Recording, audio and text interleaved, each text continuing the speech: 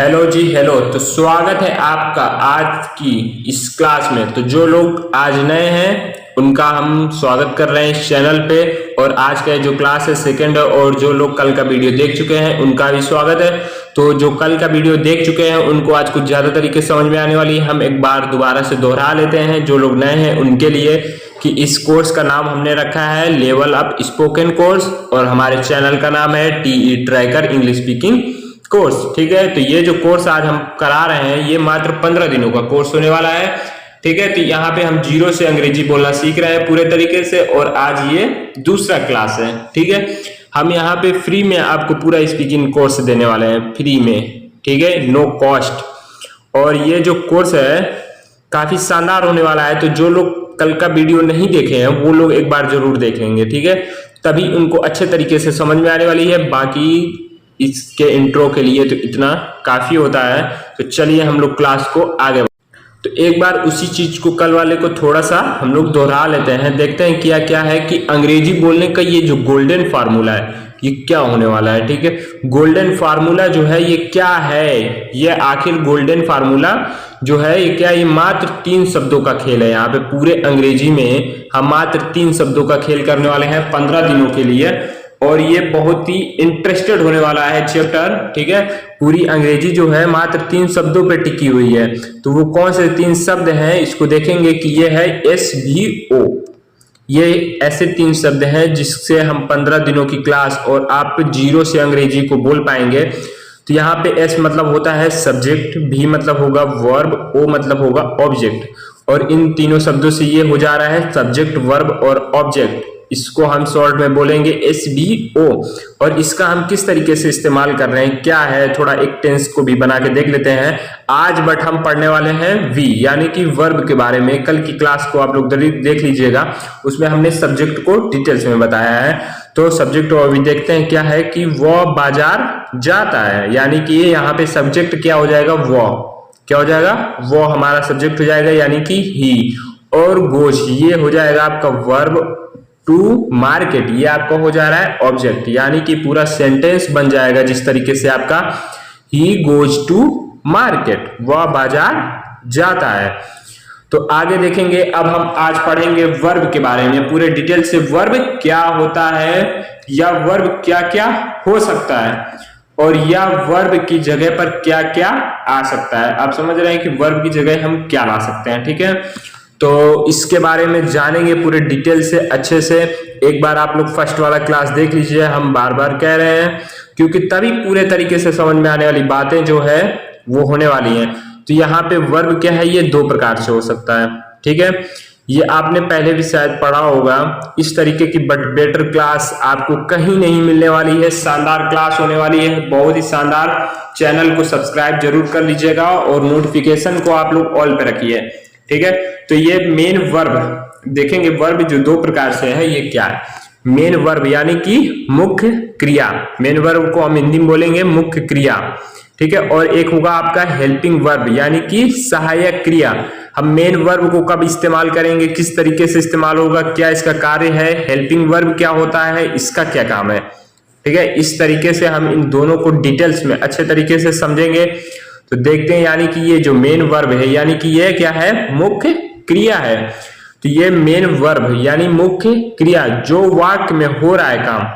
ठीक है, काम की जानकारी को देता है वो क्या कहलाता है, मुख्य क्रिया कहलाता है। समझ रहे हैं, और यह वाक्य में अकेले भी रह सकता है या कर सकता है, ये कुछ भी। ठीक है, ये अकेले वाक्य में भी कर सकता है। ठीक है, जैसे कि रीड, राइट, गो, ये जो वाक्य हैं, ठीक है, ये क्या कर सकते हैं, अकेले भी कर सकते हैं। ठीक है, तो और जैसे इनको क्या बना देंगे, आई रीड, आई रीड, ये क्या हो गया आपका मेन वर्ब है। ये मेन वर्ब क्या है, रीड हो गया, राइट हो गया और गो हो गया। इसको आई रीड करेंगे। अब जो आपका हेल्पिंग वर्ब है इसका क्या काम रहता है, तो देखेंगे यहाँ पे हेल्पिंग वर्ब, इसको हम हिंदी में कहेंगे सहायक क्रिया। हम कह सकते हैं इसको सहायक क्रिया। अब ये किस तरीके से है कि जो क्रिया मुख्य क्रिया यानी कि मेन क्रिया जो है कि सहायता करती है वह हेल्पिंग वर्ब सहायक क्रिया कहलाती है। ठीक है, हेल्पिंग वर्ब क्या है, ये हमेशा दूसरों की सहायता करेगी। हेल्पिंग वर्ब सहायता करेगी। जिस तरीके से आप देखेंगे, जैसे में वाक्य को देख लेते हैं कि मैं पढ़ रहा हूं, यानी कि यहाँ पे हो जाएगा आई एम, एम जो है आपका ये हो जाएगा हेल्पिंग वर्ब। क्या हो जाएगा इस वाक्य में, एम जो है आपका हेल्पिंग वर्ब है, और जो मेन वर्ब है वो आपका रीडिंग हो जाएगा, को वाक्य में बनाने की मदद कर रही है। ठीक है, मेन वर्ब को वाक्य में मदद कर रही है हेल्पिंग वर्ब बनाने के लिए। तो इसका पूरा सेंटेंस बनेगा किस तरीके से, आई एम रीडिंग, मैं पढ़ रहा हूं। यहां पे ये जो आगे देखते हैं कि मॉडल्स, तो ये जो मॉडल्स हैं आज इनके बारे में जानेंगे, किस तरीके से इनको डिटेल्स में एक एक को समझेंगे, क्या है इनका मेन काम, क्या है, ये क्या होते हैं। तो ये क्या है कि ये कैन, विल और शैल, ठीक है, ये इधर 3 हो जाते हैं। और उसके बाद कुड, वुड और शुड, मे, माइट और मोस्ट, ये 9 वर्ड्स हैं। इनको हम डिटेल्स में अच्छे तरीके से एक एक को सीखेंगे। तो चलिए सबसे पहले हम कैन को सीखते हैं। तो कैन क्या होता है, कैन सकता हूं, सकता है, सकती है, सकते हैं। तो अब हम देखेंगे इस पे क्या है कि ये कैन जो है ये मुख्य रूप से योग्यता अथवा क्षमता व्यक्त करने के लिए किया जाता है। तो हम कैन को ध्यान देंगे कि हम कैन को कहां पे सेट करना चाह रहे हैं, जहां पे आपको क्षमता देखने को मिल रही है, योग्यता देखने को मिल रही है, वहां पे हम कैन का इस्तेमाल करेंगे। जहां पे कोई भी सेंटेंस है या जिस तरीके का भी सेंटेंस है, जब वहां पे आपको क्षमता जैसे व्यक्त की जा रही है और यह योग्यता आपको देखने को मिल रही है, तो वहां पे हम कैन का इस्तेमाल करेंगे। और इसका एक और तरीका भी है, और दूसरे तरीके से भी और कुछ भी हो सकता है, जैसे कि कैन का प्रयोग अनुमति लेने या देने या संभावना व्यक्त करने के लिए भी किया जाता है।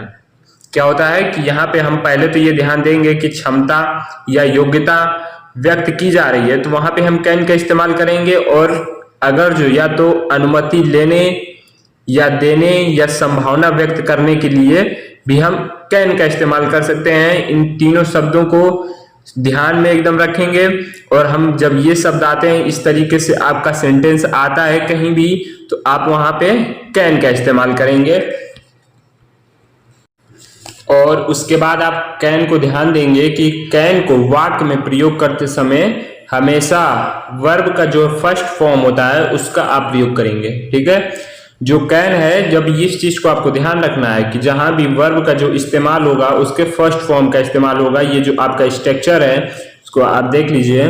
ठीक है, तो ये क्या है आपका सब्जेक्ट कैन, वर्ब का फर्स्ट फॉर्म प्लस आप ऑब्जेक्ट कह सकते हैं या अदर कह सकते हैं। ठीक है, तो ये है। तो इसको आप किस तरीके से इस्तेमाल कर रहे हैं, तो देखेंगे कि यहां पे हो जा रहा है सब्जेक्ट आपका जो है कैन प्लस वर्ब का फर्स्ट फॉर्म प्लस ऑब्जेक्ट। इसका पूरा सेंटेंस हम किस तरीके से बना रहे हैं, देखेंगे कि वह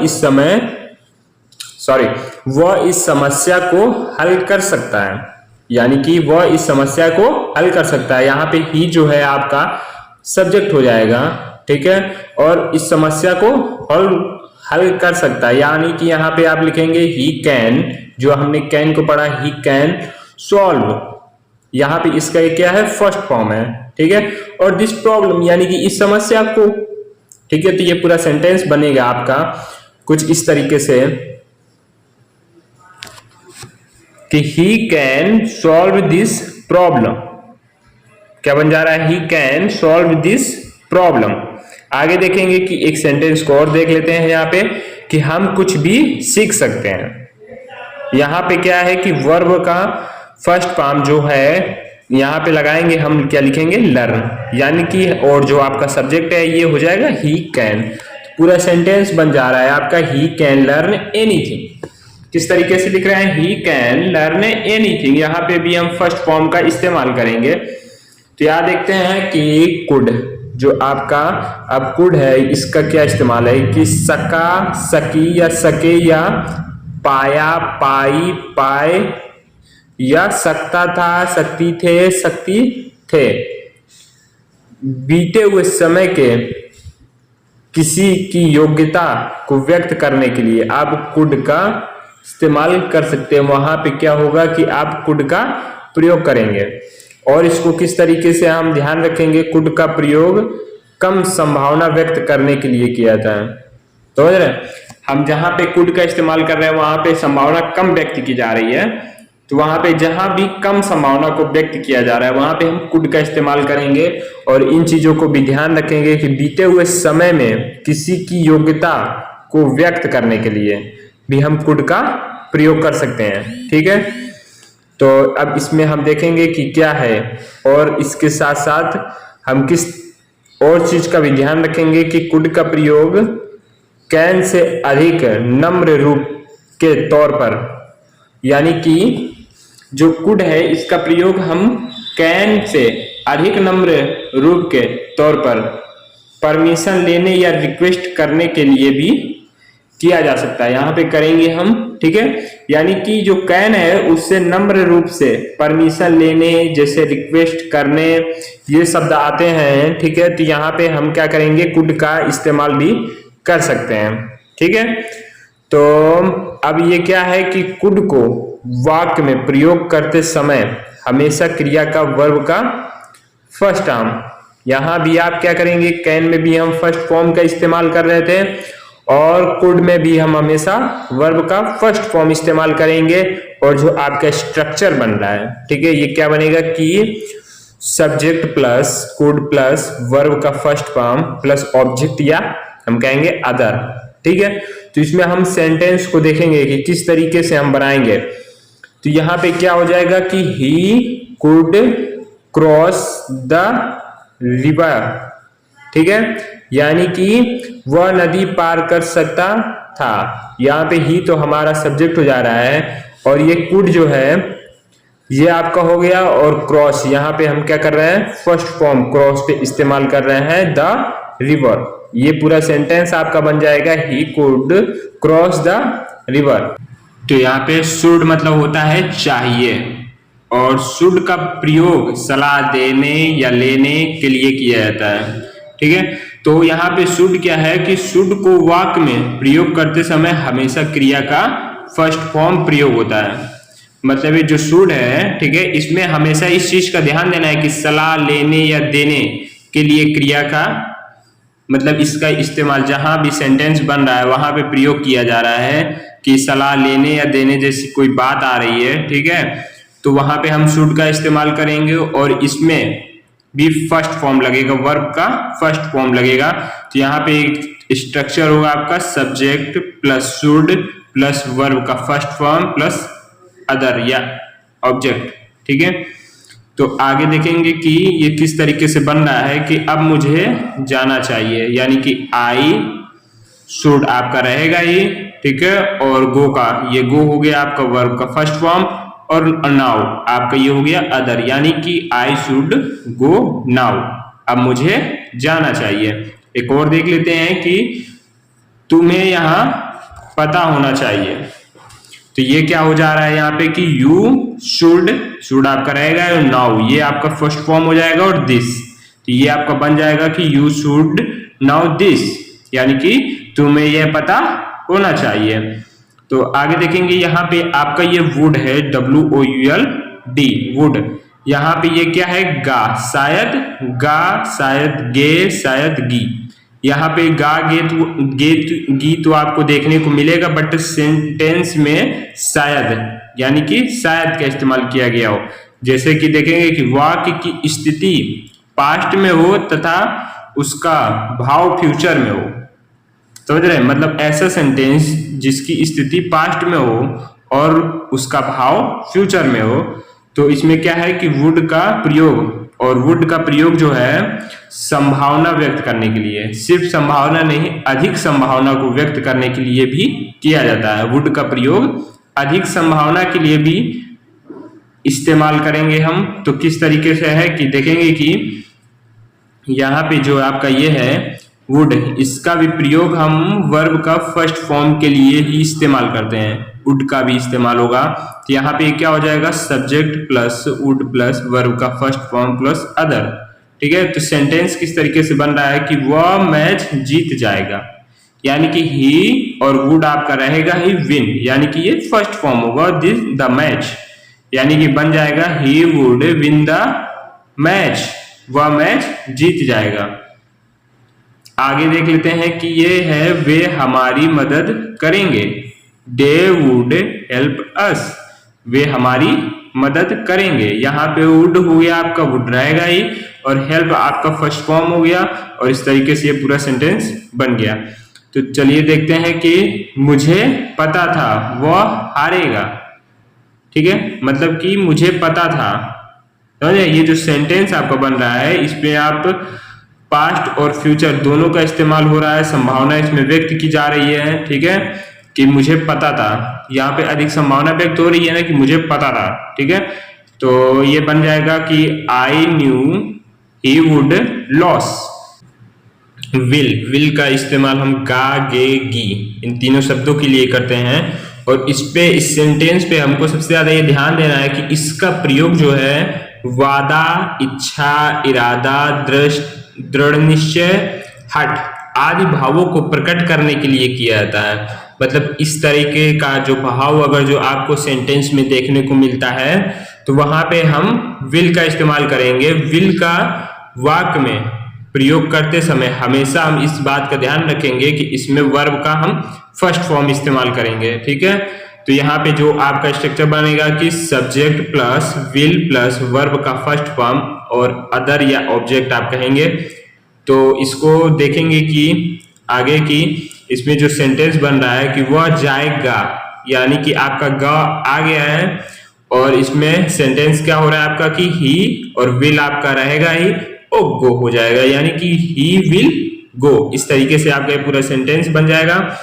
और एक और देख लेते हैं कि वे बाजार जाएंगे, यानी कि दे विल आपका आ जाएगा, और गो ये जो है आपका वर्ब है, यानी कि आपका फर्स्ट फॉर्म भी है, टू मार्केट, यानी कि they will go to market. तो जैसे कि आप लोगों ने अभी विल का इस्तेमाल देखा है तो आप लोग सोच रहे होंगे कि सर शैल का भी इस्तेमाल बता दीजिए। तो ये शैल का जो इस्तेमाल है ये गा गे और गी के लिए इस्तेमाल किया जाता है। तो इसमें एक चीज और है कि हम लोग क्या है कि विल का इस्तेमाल तो देख लिए हैं, शैल का इस्तेमाल ज्यादा इसके लिए जो है कि इस्तेमाल नहीं किया जाता है, ठीक है, क्योंकि हम लोग level up spoken English course कर रहे हैं, इस पे हम अपने लेवल को ऊपर करने की कोशिश कर रहे हैं, ठीक है।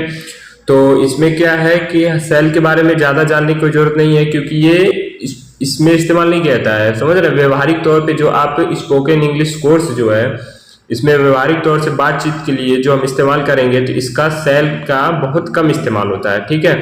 जो एडवांस लेवल अप की कोर्स होंगे, जो एडवांस इंग्लिश को जब आप सीखेंगे वहां पे थोड़ा बहुत देखने को मिलेगा आपको, ठीक है। तो ऐसा क्या है कि जब level up advance English spoken course वो भी हम ही कराएंगे, ठीक है, आगे चल के उसका भी क्लास देखने को मिलेगा। अभी तो हम लोग बेसिक तौर से सीख रहे हैं, तो चलिए आगे बढ़ते हैं। इसका ज्यादा इस्तेमाल नहीं है तो इसके बारे में हम लोग कुछ, तो अभी हम देखेंगे माइड। माइड मतलब होता है शायद, MIGHT। तो इसको क्या कहते हैं कि सकता है, मतलब शायद सकता है, शायद सकती है, ठीक है। तो माइड का उपयोग जो है सामान्यतः कम या ना के बराबर संभावना व्यक्त करने वाले वाक्य के लिए किया जाता है। मतलब जो सेंटेंस सामान्यतः कम या मान लीजिए कि के बराबर, मतलब एकदम ना के बराबर, ठीक है, संभावना व्यक्त कर रहा है, उस वहां पे हम माइड का इस्तेमाल करेंगे। और जो है कि माइड का प्रयोग हम हमेशा वर्ब के फर्स्ट फॉर्म के लिए उपयोग करेंगे, ठीक है। तो यहाँ पे वर्ब का फर्स्ट फॉर्म भी लगाएंगे, और इस चीज को हम ध्यान रखेंगे कि जहां पे जिस सेंटेंस में किसी भी संभावना कम व्यक्त किया जा रहा है तो इसमें हो जाएगा आपका subject plus might plus verb का फर्स्ट फॉर्म प्लस अदर, ठीक है। तो यहाँ पे देखेंगे कि शायद बारिश हो सकती है, यानी कि इट माइड रेन। यहाँ पे क्या है, इट जो है आपका सब्जेक्ट हो जा रहा है, माइड रहेगा ही, और रेन ये आपका फर्स्ट फॉर्म हो जाएगा, ठीक है। तो क्या होगा कि शायद बारिश हो सकती है, इट माइड रेन। आगे देखेंगे हम मस्ट, मतलब होता है जरूर या चाहिए।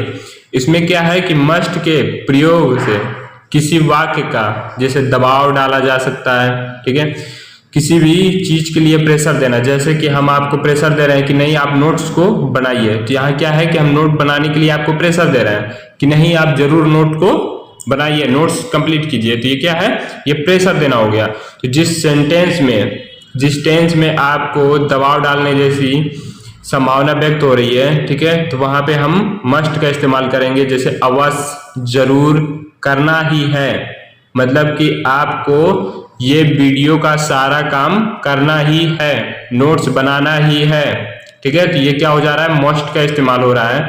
और इसके लिए हम क्या करेंगे, यहाँ भी मोस्ट के लिए वर्ब का फर्स्ट फॉर्म इस्तेमाल करेंगे। तो कैसे कि जैसे देख लीजिए, सब्जेक्ट प्लस मोस्ट आपका रहेगा और वर्ब का फर्स्ट फॉर्म और हो जाएगा आपका ऑब्जेक्ट। सेंटेंस को देख लेते हैं कि उसे अवश्य जाना चाहिए, मतलब यहाँ पे क्या है, उस पर दबाव डाला जा रहा है कि उसे जाना चाहिए, ठीक है, अवश्य जाना चाहिए। तो यहाँ पे हो जाएगा ही आपका सब्जेक्ट हो गया और मोस्ट आपका रहेगा, गो आपका वर्ब फॉर्म हो गया, फर्स्ट फॉर्म हो गया, ठीक है। यहाँ पे सेंटेंस बन जा रहा है आपका ही मोस्ट गो। आगे देखते हैं कि मुझे अवश्य उनकी मदद करनी चाहिए। यहाँ पे आपका क्या हो जा रहा है, आई आपका सब्जेक्ट हो गया, मोस्ट रहेगा ही और हेल्प, ठीक है। यहाँ पे हेल्प फर्स्ट फॉर्म हो गया आपका और देम यानी कि यह हो गया आपका। तो ये पूरा सेंटेंस बन जाएगा आई मोस्ट हेल्प देम, ठीक है। तो यहाँ पे अब हम देखेंगे मे। ये मे वो नहीं है जो मतलब 12 जो महीने होते हैं उसमें मे मतलब मई जो होता है वो नहीं है ये, ठीक है। और इस मे का जो है हम सबसे ज्यादा इस्तेमाल करते हैं, हम स्टार्टिंग से ही इस मे को यूज करते हुए आए हैं। जैसे कहते हैं कि मे आई कम इन सर, मे आई कम इन, या मे आई गो सर, ठीक है। तो ये इस शब्द को हम बहुत ज्यादा यूज किए हैं। इसका हिंदी क्या होता है कि सकता है, सकती है और सकते हैं, इन चीजों के लिए हम मे का इस्तेमाल करेंगे। क्या है कि मे के प्रयोग अनुमति लेने या देने के लिए या फिर संभावना व्यक्त करने के लिए किया जाता है। यानी कि जैसे अनुमति हम ले रहे हैं, सर मे आई कम इन, मतलब कि अनुमति ले रहे हैं, ठीक है, या मे आई गो यानी कि यहाँ पे अनुमति लेने और दोनों मतलब देने, ठीक है, दोनों या संभावना व्यक्त कर रहे हैं, किसी भी टाइप की कोई संभावना को हम व्यक्त कर रहे हैं, वहां पे क्या होगा, हम मे का इस्तेमाल करेंगे। और इसमें भी मे के लिए वर्ब का हम फर्स्ट फॉर्म इस्तेमाल करेंगे इसकी क्रिया में, ठीक है। क्या है कि सब्जेक्ट प्लस मे प्लस वर्ब का फर्स्ट फॉर्म प्लस अदर्स, ठीक है। तो यहाँ पे बात समझ में आ रही है आप लोगों को सही से। सेंटेंस को भी हम देखेंगे कि वह जा सकता है, यानी कि ही में गो, यहाँ पे मे आपका फर्स्ट फॉर्म हो जाएगा, गो आपका फर्स्ट फॉर्म हो जाएगा और मे आपका लगेगा ही सब्जेक्ट हो जा रहा है, ठीक है। तो पूरा सेंटेंस आपका बन जा रहा है ही में गो। अब यहाँ पे देखेंगे वह सही हो सकता है, यानी कि वह सही हो सकता है, आपका ही वह आपका सब्जेक्ट हो जा रहा है, मे आपका रहेगा ही, बी आपका फर्स्ट फॉर्म हो जाएगा और राइट आपका अदर्स हो जाएगा। पूरा सेंटेंस बन जाएगा ही मे बी राइट।